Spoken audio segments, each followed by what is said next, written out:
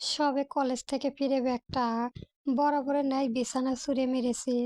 তৎক্ষণাৎ জানলাম আমার নাকি বিয়ে। এটা কোনো কথা? স্বভাবের রাগী প্রকৃতি না হলেও বড্ড রাগ চড়েছিল আমার। এমনিতেও ঘাড় ত্যাড়া গেছে আছি একটু, তার উপর আমাকে না জানিয়ে আমার জীবনের এত বড় একটা সিদ্ধান্ত নিয়েছে। ইস, বিয়ে নিয়ে কত স্বপ্ন ছিল আমার।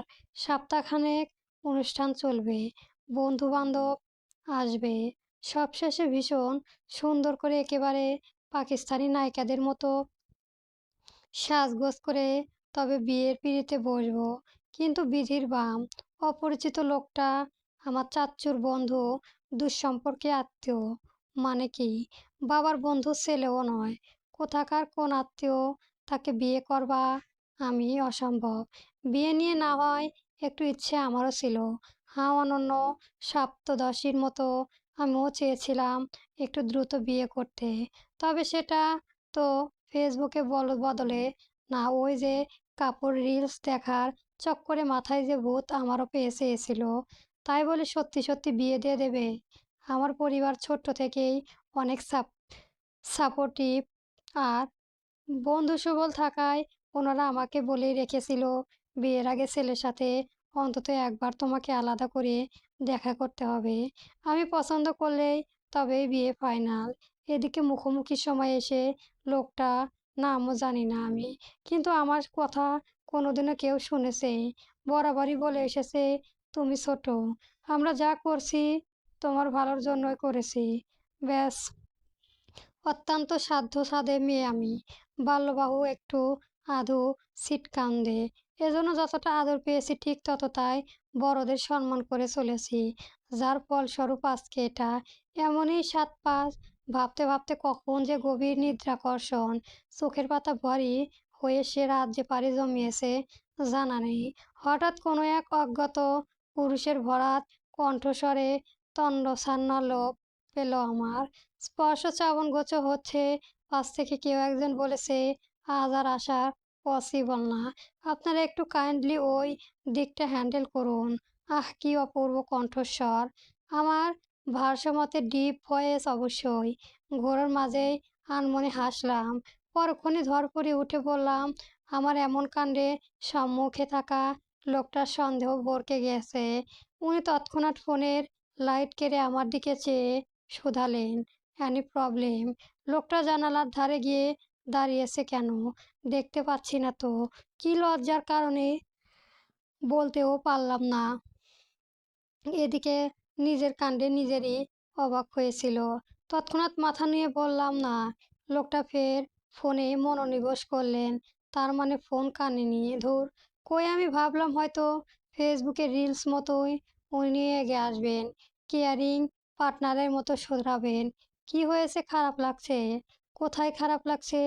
কিন্তু স্বপ্ন সত্যি হলো না।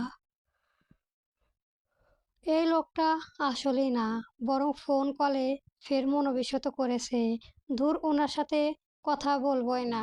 অভিমানে কাঁদতে ইচ্ছে করেছে। ওই যে বললাম না, আমি সিসকালুদি, অতিরিক্ত আহ্লাদে হয় একটু উপেক্ষাও সহ্য হয় না আমার। সেখানে ইনি তো পুরোপুরি অগ্রসর করেছেন আমাকে। আমু, কার সাথে বিয়া দিলা? এ কেমন ছেলে রে বাবা! আমার সাথে কথাও বলেনি। ওই আমুই, নাকে পানি চেনে চোখে পানি এক করে ন্যাকা কান্না কাঁদতে ইচ্ছে করেছে। কিন্তু আমি তো ন্যাকা নয়, কাঁদবো না একদমই। মুখ ফুলিয়ে অন্যদিকে চাইলাম। লোকটা ততক্ষণে সমস্ত কথোপকথন এর সমাপ্তি ঘটিয়ে আমার পাশে এসে বসেছেন। আমি ফিরবো না একদমই ওনার দিকে। আমাকে ইগনোর করা। লোকটা কি হাসছে, দেখতে ইচ্ছে করেছে তো, কিন্তু না, একদমই ফিরবো না। ওনার দিকে আসুক কথা বলতে, দু কথা শুনিয়ে দেব না হয়। আকম্পিত কক্ষে গুমটবধ নিস্তব্ধতা অবসান ঘটিয়ে উনি বললেন, আসসালামু আলাইকুম। আমি আবার ভদ্র বললাম না। সালাম দিয়ে তার জবাব তো দিতেই হবে। অগত্য না চাইতেও মিনমিন করে বললাম, ওয়ালাইকুম আসসালাম। আমার কেন জানি মনে হচ্ছে লোকটা হাসছে, কিন্তু ব্যক্তিত্বের ভারিক্কি বজায় রেখে ফিরতে পারছি না। আমি ওভাবে মুখ গুজে পড়ে রইলাম। লোকটা স্বল্প গেলা খেকারি দিয়ে অতঃপর বললেন, রাগ হয়েছে। আমার কি জবাব দেওয়া উচিত বুঝতে পারছি না তো। খানিক বাদে নেতিবাচক মাথা নাড়ালাম। তিনি ফের প্রশ্ন ছুড়লেন, আমি কি খুব বেশি বাজে দেখতে? হঠাৎ এমন প্রশ্ন কেন? এ আবার প্রশ্ন করা কেমন ধরন? না চাইতেও ভ্রু যুগল ঈশান কুঁচকে আসলো আমার। তবে মুখের স্বাভাবিকতা বজায় রেখে বললাম, মানে এই যে একজন আমার দিকে ফিরে এসে না, কথাটা গুড অর্থাৎ বুঝে চুপসে গেলাম। আসলেই তো আমি বিয়ের পর থেকে একবারও ওনার দিকে তাকাইনি। কবুল বলার পর মুহূর্তে সেই জ্ঞান হারালাম, আর জ্ঞান ফিরতে ফিরতে আমি তার বাসায়। তাকে দেখার সময় পেয়েছি নাকি? সরল মনে উত্তর দিলাম, আমি আপনাকে দেখার সময় পেয়েছি। লোকটা কি হাসলো জানা নেই, তবে পরক্ষণই তার ভরাটা কণ্ঠ শুনলো, সময় পেলে দেখতেন। জ্বালার উপর ঝাল বাটা বলা যায় এমন প্রশ্নকে। মানে কি উত্তর দেয় এসব প্রশ্নের? আমি শুধু ওনাকে দেখতে যাব কেন? উত্তর দিলাম না। তিনি একটা দীর্ঘ নিঃশ্বাস ত্যাগ করে বলেন, দেখুন, আমি জানি আপনি আমার অনেকটা জুনিয়র পিচ্ছি। তাকে কথা ইতি টানতে দিলাম না। পিচ্চির কথাটা বরাবরই আমার ভীষণ অপছন্দের। তাই তাকে মাঝপথে থামিয়ে বললাম, দেখুন, আমাকে পিচ্চি বলবেন না। আমি যথেষ্ট বড়। 17 বছর বয়স চলে আমার। আগস্ট আগস্টের 18-তে পড়বে। এখন আপনি আমাকে পিচ্চি বলে কিভাবে?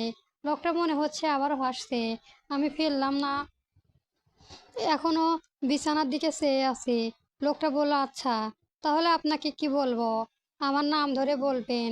আর আপনার নামটা নিহিরা জাহান তরি। বাব্বা, এত বড় নাম! মানুষটা তো এইটুকু, নাম বড় হলে কিভাবে? লোকটা কি পরোক্ষভাবে আমাকে অপমান করলো? ঝগড়া করা উচিত ওনার সাথে, কিন্তু আমি তো ঝগড়া পারি না। পুনরায় নিস্তব্ধতা নামলো কক্ষ জুড়ে। রজনীগন্ধার মাতাল সুবাস আচ্ছন্ন করছে সমগ্র কক্ষ। সাথে বিছানার উপর গোলাপের পাপড়ি তো আছেই। তো আপনি জানি কোন ক্লাসে পড়তেন? ক্লাস কি জিনিস? কলেজে পড়ি আমি। এই লোক কি জানে না নাকি জানা সত্ত্বেও জানার ভান করছে? মিনমিনিয়ে বললাম, ইন্টার ফার্স্ট ইয়ার। এত ছোট?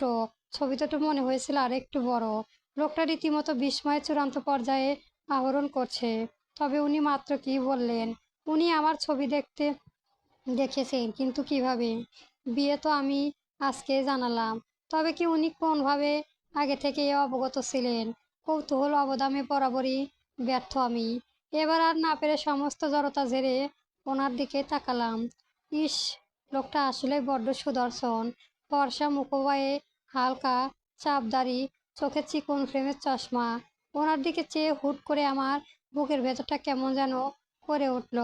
আমি নিজেকে সামলে নিয়ে একটু চড়া সুরে শুধালাম, তার মানে আপনি আগে থেকেই সব জানতেন? শুধু আমাকেই অন্ধকারে রাখা হয়েছিল। আকম্মিত উমার ঠোঁটে কোণে একটা মৃদু হাসি রেখা ফুটে উঠল। উনি আমার দিকে খানিকটা ঝুঁকে এসে বললেন, সেটা টপ সিক্রেট। তবে আপনার চাচ্চু কিন্তু মিথ্যে বলেননি। তোমাকে ছবিতে যেমন কিউট লেগেছিল, সামনাসামনি চার চেয়েও বেশি। থ্যাঙ্কস। প্রশংসা বেশি করলে আবার মাথায় চড়ে বসবে। মোটেও না। আমি মুখটা আবার একটু ফুলিয়ে নিলাম, যদিও ভেতরে ভেতরে আমার ভীষণ ভালো লাগছিল। একই কি তবে ক্রাশ খাওয়া বলে? উনি ঘড়ির দিকে তাকিয়ে একটা মৃদু হাই তুললেন। তারপর বিছানায় নিজের বালিশটা ঠিকঠাক করতে করতে বললেন, অনেক রাত হলো ম্যাম। ধকল তো কম যায়নি? একবার লক্ষ্মী মেয়ের মতো ঘুমিয়ে পড়ুন। আমি মনে মনে বিষম খেলাম। বললে কি ঘুমিয়ে পড়ব? মাত্রই তো গল্প শুরু হলো, তখনই হুট করে আমার মাথায় চট করে একটা চিন্তা এসে ধাক্কা দিল। আচ্ছা, এটা তো আর বাসর রাত। ফেসবুকে কাপল রিলস আর এত এত উপন্যাসের কত কি পড়েছি। বাসরাতে কত রকম রোমান্টিক কাণ্ড কারখানা হয়। বর কত উপহার দেয়, কত শত ভালোবাসার কথা বলে, কিন্তু আমার বর দেখি সেসবের কোনো হেলদোলই নেই। উনি তো দিব্যি ঘুমানোর প্রস্তুতি নিচ্ছে। মনের ভেতরে এক তীব্র তাগিদ অনুভব করলাম ওনাকে কিছু একটা বলার। অন্তত ওনার নামটা তো জানা দরকার। লজ্জায় মাথা খেয়ে ওনার দিকে ফিরে মুখ খুলতে যাব। আচ্ছা, আপনার নামটা যেন, কিন্তু বাক্যটা আর শেষ হওয়ার আগেই লজ্জায় আর আশ্রতায় কথা আটকে গেল কণ্ঠনালীর মধ্যদেশে। আমার ঠোঁট দুটো একটু নড়াচড়ে মিলিয়ে গেল। ওনার দিকে তাকিয়ে দেখলাম উনি ততক্ষণে একপাশে ফিরে শুয়ে পড়েছে। বাতিটা নিভিয়ে দেওয়ায় ঘরের ভেতরে এখন শুধু নির্জীর বাল্বের আবাসায় নীলচে আলো। ওনার নিয়মিত শ্বাসের শব্দ পাওয়া যাচ্ছে। কি অদ্ভুত মানুষ বাবা! রোমান্টিকতাও নেই ওনার মধ্যে। উপন্যাসের নায়কেরা কত কি করে, আর ইনি ধুর, মনে মনে ওনাকে এক গাধা বোকা দিয়ে। একটু অভিমান মেশানো মুখ নিয়ে আমিও উল্টো দিয়ে পাশ ফিরে শুয়ে পড়লাম। বিছানায় গোলাপের পাপড়িগুলো পিঠে বিশ্রে একটু একটু, কিন্তু জানালার বাইরে তাকিয়ে চাঁদের আলোয় আর ওনার ওই ডিপ ভয়েসের রেশ মাথায় নিয়ে তখন যে আমিও ওনার মতোই গভীর ঘুমে তলিয়ে গেলাম, টের পেলাম না। গল্পটি অবশ্যই সাবস্ক্রাইব করে রাখবেন। ধন্যবাদ। গল্প হুটহাট পরিণীতা চলবে।